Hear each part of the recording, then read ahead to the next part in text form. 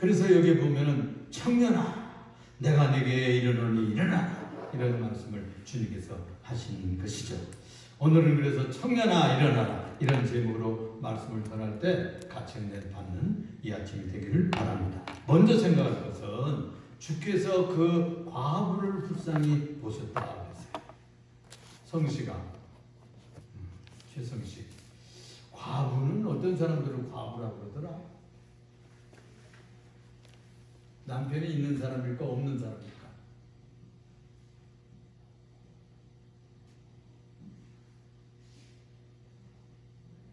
몰라요? 남편이 결혼을 했었는데 무슨 병으로 됐든지 또는 사고가 났든지 무지개가지고 먼저 천국에 간 사람이에요. 그래서 혼자 이 세상을 자녀들과 함께 사는 그런 사람을 혼자 사는 부인을 과부라 그렇게 얘기를 하죠. 여기도 보면 그의 어머니는 과부라 그랬어요. 그러니까 이 과부가 누구만 믿고 살았을까요? 주께서 과부를 보시고 불쌍히 여기사 울지 말라 이렇게 말씀하셨어요. 주께서 그 여인을 왜 불쌍히 여기셨을까요? 왜 불쌍히 여기셨습니까? 남편을 먼저 천국에 보냈으니까 얼마나 외롭고 힘들게 살겠습니까? 남편이 돈도 벌어오고 가정의 기둥 노릇 해주시댔는데 먼저 가버리시니 일을 어찌합니까? 할 수 없이 혼자 살고 이 아들 모든 소망을 거기에 걸고 살았어요. 이 아들은 누구를 닮았을까요? 엄마도 닮았지만 아빠의 얼굴도 닮았을 거예요. 이 아들의 큰 소망을 걸고 마치 옛날에 사랑하던 남편의 얼굴을 보듯이 이 남편을 빼어 닮은 아들의 얼굴을 바라보면서 소망 중에 희망을 걸고 자랐어요. 그러니까 이 아들이 자기의 삶의 의미의 전부였다고 짐작이 되는 것입니다. 그에게 무엇을 쏟았을까요? 사랑을 쏟았겠지요. 희망을 걸었겠지요. 모든 그의 땀과 눈물과 모든 노력하는 뜻이 무엇이 있겠어요? 그 아들 잘 되기 위해서. 그 아들에게 쏟았을 것입니다. 그런데 이 다 자란 청년이 다 자란 청년이 그만 먼저 가버리는 일이 발생하고 말았습니다. 이 청천벽력 같은 일이 벌어졌어요. 병들어서 갔는지 사고 나서 죽었는지 옛날에는 뭐 자동차가 없었으니까 그 여인은 알 수 없지만 아들이 이미 어머니에게 들떠나는 슬픔을 당하게 된 것입니다. 여러분 죽음이라고 하는 것은 배정합니다.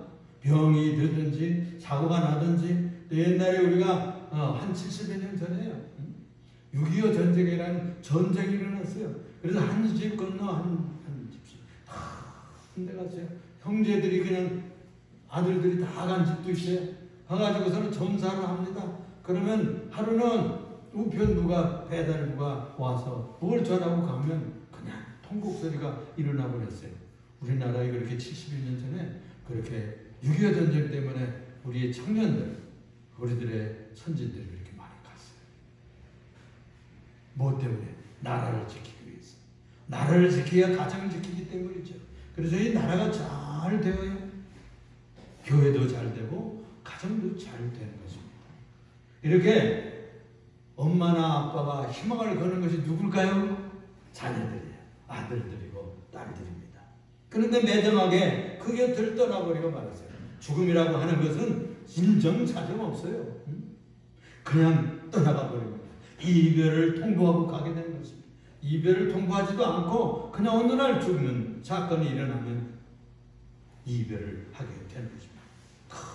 큰 슬픔이 이 엄마에게 닥치게 되는 것입니다.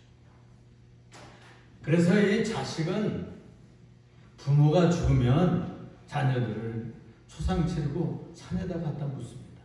그런데 엄마나 아빠가 자식들이 먼저 죽으면요, 그 아이들을 가슴에 묻는다는 얘기가 있어요. 그 슬픔, 그 억울함, 그 한, 그 절망과 그 좌절을 어디에다가 비교할 수가 있겠습니까? 그래서 그 한과 절망을 무엇으로도 위로받을 수도 없고 무슨 가치로 바꿔낼 수가 없어요. 그래서 부모 앞서간 자식들은 불효자라는 거예요. 그래서 앞서가지 말아야 돼. 건강하게 살아야 돼. 응? 열심히 공부하고 또 열심히 일하고 열심히 살아서 그 가정을 이어가는 바톤을 받아야 되는 것입니다. 그런데 먼저 부모님 놓고 자기가 먼저 가면 그거 안 되잖아요. 그거 뭐 마음대로 하나요? 아니에요. 우리가 하나님 아버지 앞에 나와서 내가 건강하게 살다, 내가 공부 잘하고 또 운동도 잘하고 친구들하고 친하고 이렇게 훌륭한 인물이 되어서 내가 살아서 세상에서 빛나는 사람이 되겠습니다. 나는 이 세상의 소금이 되겠습니다. 내가 역할을 하고 사명을 다하고 가겠습니다. 이런 사명의식을 가슴에 지니고 살아야 돼요. 고등학교 때가 되니까 내가 이거 왜 공부하지? 이거? 내가 왜 이렇게 살아야 되는가? 이런 생각이 나기 시작하는 거예요. 중학교 때 또 그런 생각을 하는 청소년들도 많아요. 그때 가르치는 진리와 답이 어디 있습니까? 바로 여기 있는 것입니다. 성경이 있는 거예요. 성경에서 그 삶의 진리를 가르치고 삶의 가르치는 아주 핵심의 진리가 있습니다. 그래서 우리 인간이라는 것은 다 공평하지 않아요. 부모들이 먼저 가고 그렇게 하는 것이 차례지만 자녀들이 먼저 가는 그런 사고가 일어나고 또 병들어 죽기도 하고 어려운 일이 발생해서 이 부모들의 가슴에 이런 억울한 슬픔이 몰려올 때가 있는 것입니다. 그 슬픔과 억울함과 그 한과 모든 그 절망은 무엇으로 위로가 되지 않습니다. 그래서 부모 앞서간 자식들은 아주 죄인이 되는 것입니다. 그래서 이 청소년들은 건강할 책임이 있고 공부 잘하고 열심히 살 책임이 있어요. 그러니까 아프지 말고 운동도 잘해야 돼. 그렇죠? 또 친구들하고 놀기도 잘해야 돼. 놀기도 잘해야 돼. 그래서 우리 주님께서 그 과부 어머니를 불쌍히 보셨다. 그 슬픔을 읽으셨어요.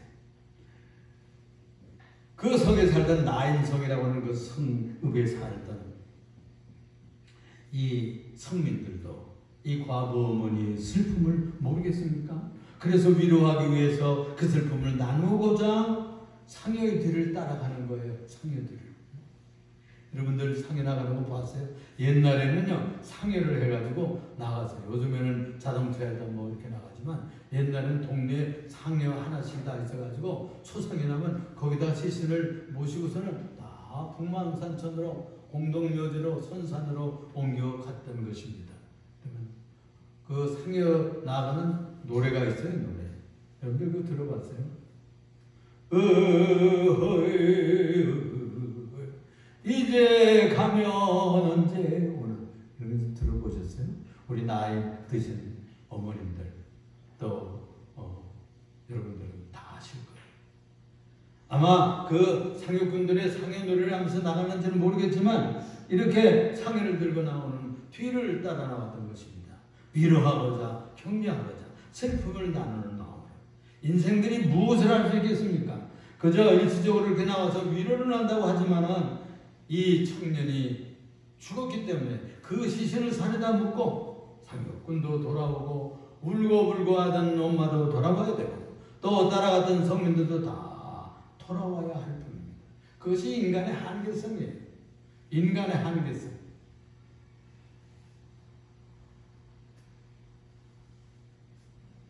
이제 죽은 청년을 산에 묻고 다 돌아와. 그러나 주께서 이렇게 명하시는 것입니다. 울지 말라. 울지 말라. 누가 이 죽음과 사망의 슬픔을 중단시킬 수가 있을까요? 슬픔을 거둬가실 수가 있을까요? 우리들은 슬픔을 위로하러 갔다가 울지 말라고 그러면서 위로하다가 오히려 우리가 울을 때가 있어요. 예수님께서는 이 슬픔을 거두시고 울지 말라 명하시고 위로하셨어요. 그리고 저는 이 사망의 슬픔, 이 절망을 멈추게 하려고 위로를 시작하셨고 놀라운 일을 예수님밖에 하실 수 없는 일을 해내셨던 것입니다. 두 번째로 생각할 것은 그래서 둘째로 그때 주님께서 이렇게 외치셨어요. 이렇게 선포하셨습니다. 14절에 보니까 가까이 가서 그 관에 손을 대시니 그랬어요. 아마 관도 다 보였던가 봐. 상여처럼 이렇게 다 덮지도 않았던가 봐. 그 나라에서는 그냥 관에다 넣고 이렇게 덜렁덜렁 들고 가나 봐. 맨자들이 서는지라 예수께서 이르시되 청년아 내가 내게 말하노니 일어나라 하시매라고 했습니다. 여러분 누가 장례 나가는 상여를 멈춥니까? 그래서 뒤 따라가서 이렇게 밀어나가고 오지. 누가 나가는 상여를 멈추냐고요. 누가 죽은 시신을 향해서 명령하실 수 있는 분이 누구 있어요? 여러분들 나가서 그렇게 할 수 있겠습니까? 구세주 부활의 주 예수 하나님의 아들밖에 없는 것이죠. 제가 얘기를 하나 할게요. 3대째 불교도 어떤 희경스님 스님이라고 하는 분이 있었어요. 그가 시골 분교에 스님이면서도 또 그 분교에 누가 시골이니까 올 사람이 없다고 그러니까 스님이면서도 교사 자격증이 있었다고 그래요.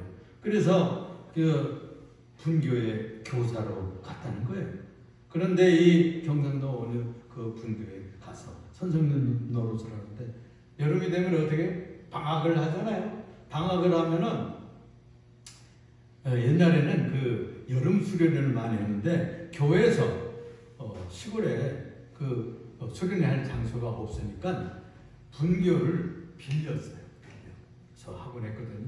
바로 이 분교에 이분이 선생님을 하는 이 분교에 좀 빌려주세요. 그래가지고 여름 수련회를 거기서 하다가 그래서 다 마치게 됐다는 거예요. 마지막 날에 미안하니까 고마우니까 이 교회에서 이 청소년들과 함께 점심 초청을 이 스님 선생님한테 했어요. 그래가지고 목사님하고 이렇게 마주 앉아가지고 식사를 하던 중에 이 목사님이 기도를 하고서는 가만히 스님을 한참 바라보더니 이렇게 말합니다. 스님 보아하니 스님께서는 예수 믿고 목사님이 되실 것 같네요. 이러는 거예요. 응? 이상한 얘기를 한 거죠. 그러더라는 거예요. 너무 무례하고 이 스님이 생각할 때 화가 침으로 올라서 그런 일은 없을 겁니다. 그런 일은 없을 거예요. 했지만 이 모사가 제가 계속 기도하겠습니다. 이러는 거예요. 그러니까 스님도 지지 않고 저도 목사님이 스님에게 연부를 계속 하겠습니다. 이랬다는 겁니다. 그러고서는 식사도 뭐 하는 동안 일어나서 화가 나서 갔다는 그 후에 세월이 지났어요. 우여곡절 끝에 이 사람이 일본의 한 그 불교가 불교 나라잖아요. 거의 신도의 나라지만 불교가 강한 나라인데 거기에는 한 70%가 불교도들이 70%가 정토종이라고 합니다. 그 포교를 위해서 그 종파에 이 스님이 속했던 모양이에요. 이 나라의 고려시대나 신라시대에 천년 불교를 해왔는데 이 불교가 기독교에 아주 매축돼가지고 이러니까 불교를 부흥시키기 위해서는 어떻게 할까? 이렇게 열심을 내다가 대학을 하나 설립하면 되겠다. 그래가지고서는 일본과 교제해서 그 일본 불교 정토족에게 지원받기로 했어요. 그래서 10억엔을 지원할 테니까 너희 나라에서도 한 10억 원을 준비해라. 그러면 우리가 그것을 공부하겠다. 지원하겠다. 이랬어요. 그래가지고 10억엔을 모집하고 또 지원받기로 하고 일을 막 추진하는 중에 이상하게 일이 꼬이는 거예요. 안 되는 거예요. 종단에서 싸움이 일어나고 갈등이 일어나고 또 이 열심을 내던 이 스님은 아주 누명을 쓰고선 감옥을 가게 되는 신세로 떨어지게 됐습니다. 글쎄. 그런데 이 감방에서 할 일이 있나요? 감옥에 가니까. 그래서 스님이니까 이 사람 맨날 불경만 갖다가 읽댔어요. 그런데 그 하루는 불경을 실천했는데 이 교도 담당자가 도서를 대출해주는 이 담당자가 불경을 가져오지 않고서는 기도원 성경 한 권을 또 갖다 줬단 말이에요. 그래서 화가 나서 왜 이걸 가져왔냐고. 글쎄 다 빌려가고 이것밖에 없는데 심심한데 이거나 한번 읽어보세요. 그러고 가더라는 거예요. 저는 그리고 이제 내일 제대로 돌아갑니다. 너 예수꾼이지? 예수쟁이. 이 지독신이가 된다고 욕을 했어요. 화가 나가지고서 그날이 지나가고 일단 가만 생각해보니까 뭐 책이 무슨 뭐 죄가 있겠나? 심심한데 뭐 읽을 수밖에 없다. 그래가지고 읽는 데가 어디를 읽기 시작했는 거 아니 누가복음의 오늘 본문을 읽었다는 거예요. 오늘 본문. 누가복음 7장 11절 읽는데 여기서 화살처럼 그 가슴에 꽂혔습니다. 이 과부 아들 청년을 살려내다니. 불경에도 이 비슷한 얘기가 있대요, 여러분. 비슷한 얘기가 있는데 부처가 길을 가는 길에 아들이 일찍 죽은 이 과부가 이 아들을 살려보고자 하는데 부처님이 지나간다고 하니까 살려달라고 와서 달려와서 애원을 했어요. 그런데 이렇게 말씀을 하더라는 거예요. 자매님의 동네에 가서 죽음이 없는 가정에 쌀을 한 금 빌려다가 그걸 죽을 끓여서 그 아들 죽은 아들의 입에다 떠놓으면 살아날 것이야 라고 하더라는 겁니다. 그래가지고 그 말을 듣고서 온 동네방네 다녀서 뭐 죽음이 없는 가정을 찾아본 적 있습니까? 그래가지고 와서 그렇게 얘기해요. 인생은 다 죽는 거야 라고 하고 가더라는 거예요. 그 얘기가 불경에 쓰이는 겁니다. 근데 이 스님도 해경 스님도 그걸 아는 거죠. 그래가지고 이 고민하던 죽음의 문제, 인생은 왜 죽는 것인가? 인생은 어디로 가는 것인가? 이제 죽음 후에는 어떻게 될 것인가? 이런 문제에 답을 얻지 못해가지고 고민했었는데 청년아 내가 네게 말하노니 일어나라. 죽음에서 부활로 이끄시는 구세주가 여기 있구나. 그가 우여곡절을 거쳐서 나중에는 모든 것을 다 해내고 예수 믿게 됐어요. 그래가지고 1984년 8월 29일 수요일이었다고 합니다. 그래가지고 너무나 고민이 돼가지고서는 자기의 잘 아는 믿지도 않는 선생님이 있대. 그래가지고 이 성경을 읽고 그냥 고민을 하는 거예요. 응? 내가 이 종단의 정토종의 지도자인데 또 한 명이 내 뒤를 따라보고 나를 바라보겠는데 아니 이 스님이 예수를 믿게 되다니 이럴 수가 있는가. 너무나 고민이 돼가지고 그 선생님을 찾아가서 물었어요. 내가 사실은 이렇게 해가지고 교도소에서 성경 읽고 나와가지고 계속 고민이 되어가지고 이러는데 도저히 이걸 어떻게 하면 좋겠습니까? 라고 하니까 이 안 믿는 선생님이 그러더라는 예수교에 한번 붙잡히면 그럼 특별한 종교라 하루라도 나이 더 잡수시기 전에 개종을 하세요. 그게 낫지 견디지 못합니다. 하더라는 거예요. 그래가지고요 고민하다가 옛날에는 종을 쳤어요. 땡그랑 땡그랑 땡그랑 땡그랑 종소리를 듣고 수요일날 회개하고 뒤집어졌어요. 그 이후에 이 사람이 신학 공부하고 목사가 됐어요. 여러분들 유튜브에 한번 찾아보세요. 해경신 회개한 거 거기 나옵니다. 나는 부활이요 생명이니 그랬어요. 기독교는 부활의 종교입니다. 죽어도 사는 놀라운 진리와 권세를 가지고 있는 교회예요. 그래서 나는 부활이요 생명이니 나를 믿는 자는 죽어도 살겠고 살아서 믿는 자는 영원히 죽지 아니하리니 이것을 네가 믿느냐? 여기서 살아서 믿는 자는 죽지 않겠고 그런 얘기는 생명을 얻는다, 구원을 얻는다는 뜻이고요. 영원히 죽지 않는다는 말은 죽어도 영생한다는 뜻이에요. 할렐루야. 그렇게 죽었던 청년을 살려내셨습니다. 15절에 보니까 죽었던 자가 일어나 앉고 그랬어요. 말도 하고는 예수께서 그를 어머니에게 주시니 죽었던 청년을 일어나 앉았고 말도 했습니다. 여러분 산자는 어머니와 이야기할 수가 있어요. 대화는 산자의 증거입니다. 엄마하고 이야기하는 자가 자녀예요. 엄마하고 얘기가 끊으면 죽은 거나 마찬가지죠. 그래서 아들하고 대화를 잘해야 돼요. 딸하고 자꾸 얘기를 해야 돼요. 그래서 그 마음이 사랑을 얻고 엄마의 사랑을 받고 또 아들의 문제를 듣고 이렇게 해서 서로 교제하고 대화를 통해 전화로라도 멀리 떨어져 살면 전화로라도 이렇게 해야 됩니다.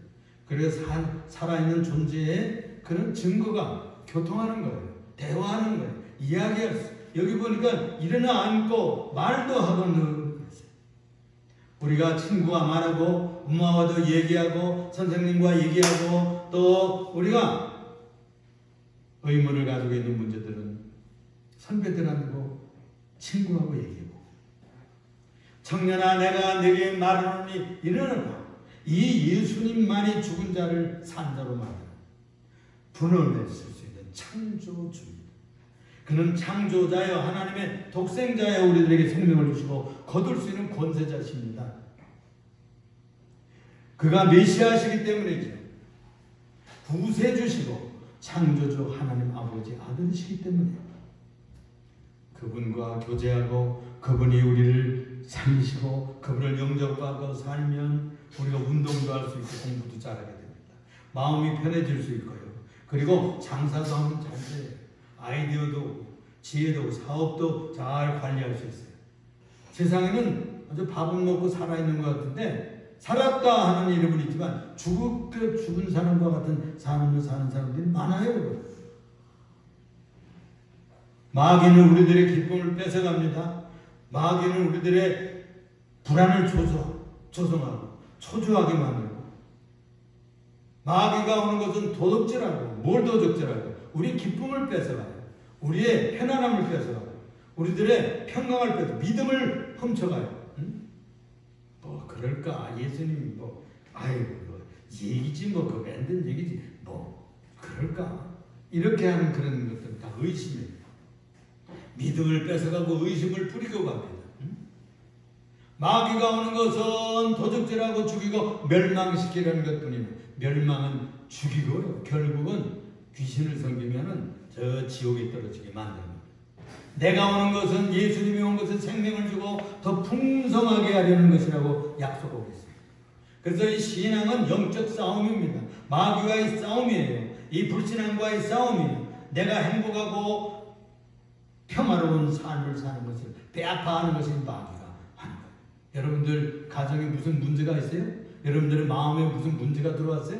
그건 마귀가 주는 불안이에요. 초조해요. 또 염려, 근심, 걱정들.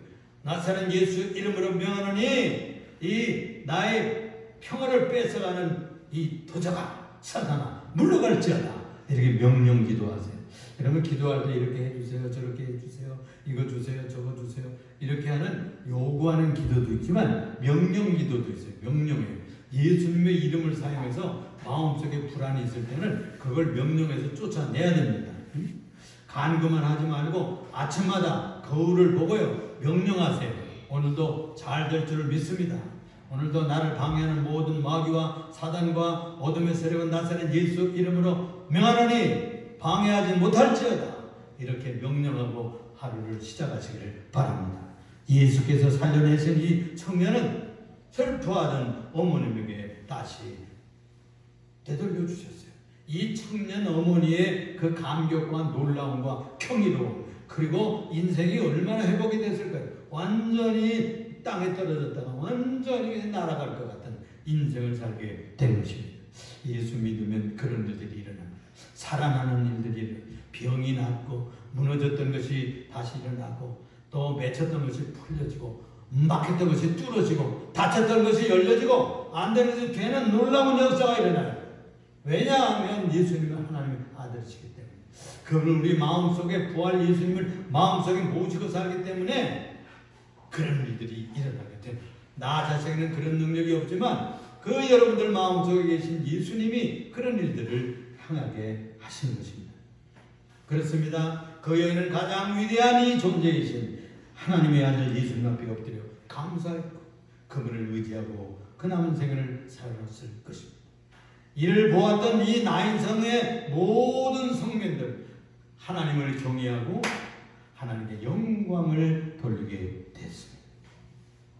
오늘 16절 본문 말씀 모든 사람이 두려워하며 다 같이 해보세요. 모든 사람이 두려워하며 하나님께 영광을 돌려 이르되 큰 선지자가 우리 가운데 일어나셨다. 예수님은 구세주여 선지자여 우리의 미래를 아시는 분입니다. 또 하나님께 자기 백성들을 돌보셨구나. 너무나 감사했어요. 예수께 대한 이 소문이 온 유대 나라와 사방에 퍼져갔다고 했습니다.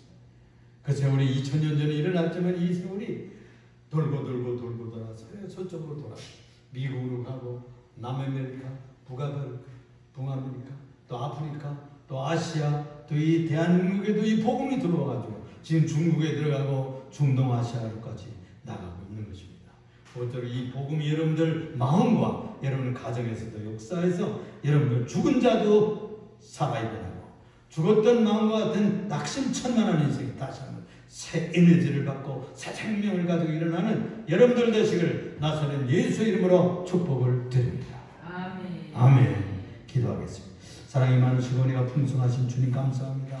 오늘도 저에게 청년주일로 지켜싸우니 아버지 하나님 우리의 늙었던 마음 좌절했던 심령들은 청년처럼 일어나게 하시고 청소년처럼 팔팔한 인생들로 회복하여 주시옵시고 또 청소년들과 우리 청년들에게 더 확신과 믿음과 능력으로 일어났던 그 시대의 그 청년처럼 예수님과 함께 살아가는 승리하는 청소년들 청년들이 다 되게 하여 주옵소서. 예수님 이름으로